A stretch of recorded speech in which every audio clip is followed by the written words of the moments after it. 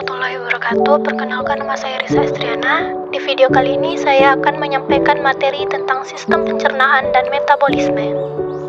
Sistem pencernaan merupakan sistem yang memproses, mengubah makanan dan menyerap sari makanan yang berupa nutrisi-nutrisi yang dibutuhkan oleh tubuh, dan memecah molekul makanan yang kompleks menjadi molekul yang sederhana dengan bantuan enzim sehingga mudah dicerna oleh tubuh. Proses pencernaan berdasarkan prosesnya dibedakan menjadi dua macam, yaitu yang pertama proses mekanis, yaitu pengunyahan oleh gigi dengan dibantu lidah serta peremasan yang terjadi di lambung. Yang kedua proses kimiawi, yaitu pelarutan dan pemecahan makanan oleh enzim-enzim pencernaan dengan mengubah makanan yang bermolekul besar menjadi molekul yang berukuran kecil. Adapun proses pencernaan makanan meliputi hal-hal sebagai berikut. Yang pertama, digesti, yaitu pemasukan makanan ke dalam tubuh melalui mulut. Yang kedua, mastikasi, proses pengunyahan makanan oleh gigi. Yang ketiga, deglutisi, yaitu proses menelan makanan di kerongkongan. Yang keempat, digesti, yaitu pengubahan makanan menjadi molekul yang lebih sederhana dengan bantuan enzim yang terdapat di lambung. Yang kelima, absorpsi, yaitu proses penyerapan yang terjadi di usus halus. Yang keenam, defekasi, yaitu pengeluaran sisa makanan yang sudah tidak berguna untuk tubuh melalui anus. Berdasarkan letak prosesnya dibedakan menjadi dua macam, yaitu yang pertama pencernaan ekstraseluler, yaitu makanan yang dihancurkan ketika masih berada di luar sel. Yang kedua pencernaan intraseluler, yaitu makanan akan dicerna setelah masuk ke dalam sel. Selanjutnya masuk kepada pembagian sistem pencernaan. Sistem pencernaan terdiri dari yang pertama mulut dan lidah. Mulut merupakan organ pencernaan yang pertama bertugas dalam proses pencernaan makanan. Fungsi utama mulut adalah untuk menghancurkan makanan sehingga ukurannya cukup kecil untuk dapat ditelan ke dalam perut. Mulut dapat menghaluskan makanan karena di dalam mulut terdapat gigi dan lidah. Gigi berfungsi menghancurkan makanan, dan lidah berfungsi membolak-balikan makanan sehingga semua makanan dihancurkan secara merata. Selain itu, lidah berfungsi membantu menelan makanan. Gigi dan lidah termasuk alat memproses pencernaan secara mekanis. Di dalam mulut juga terjadi pencernaan secara kimiawi. Pencernaan secara kimiawi dimungkinkan karena kelenjar air liur menghasilkan ludah yang mengandung air, lendir, dan enzim ptyalin. Air dan lendir berguna untuk melunasi rongga mulut dan membantu proses menelan. Adapun enzim ptyalin mengubah amilum menjadi karbohidrat yang lebih sederhana, yaitu maltosa. Sistem pencernaan yang kedua yaitu gigi. Jenis-jenis gigi. Yang pertama, gigi seri berbentuk pipih dan tajam untuk mengiris makanan. Yang kedua, gigi geraham depan, bentuknya berkeluk-keluk untuk mengiris dan melembutkan makanan. Yang ketiga, gigi taring, ujungnya yang runcing untuk mencabik dan menyobek makanan. Dan yang terakhir, gigi geraham belakang atau gigi yang paling kuat, bentuknya berleku-leku untuk melembutkan makanan. Anatomi gigi. Yang pertama, mahkota, yaitu menonjol dari rahang. Yang kedua, akar, tertanam dalam rahang.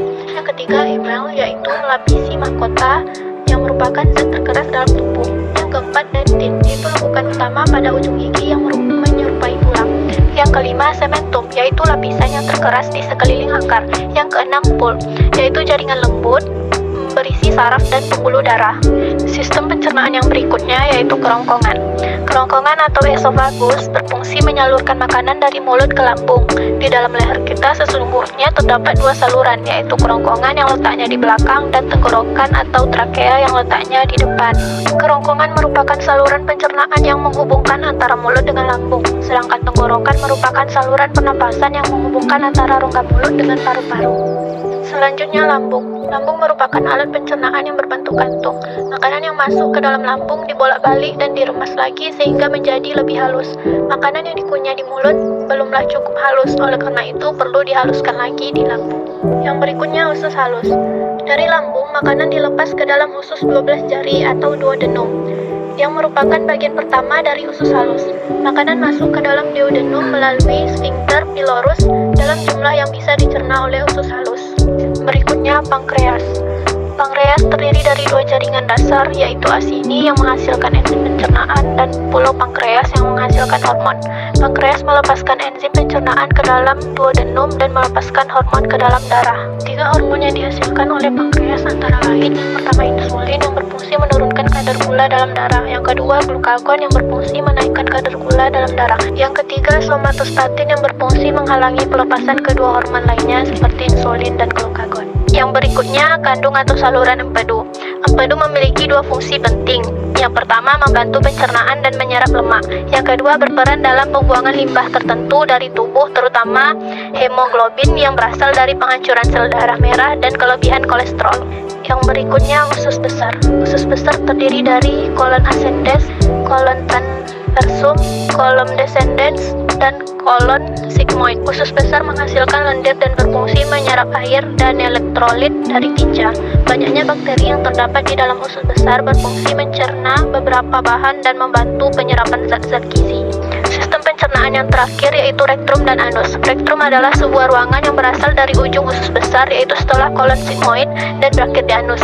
Anus merupakan lubang di ujung saluran pencernaan di mana bahan limbah keluar dari tubuh. Proses pencernaan makanan. Yang pertama, mekanik. Pencernaan mekanik makanan lebih banyak terjadi dalam rongga mulut, yaitu melalui mekanisme pengunyahan atau mastikasi. Yang kedua, kimiawi. Sejak makanan berada dalam rongga mulut, sudah dicerna secara kimiawi karena sudah bercampur dengan saliva yang mengandung dua jenis enzim pencernaan, yaitu lipase dan amilase.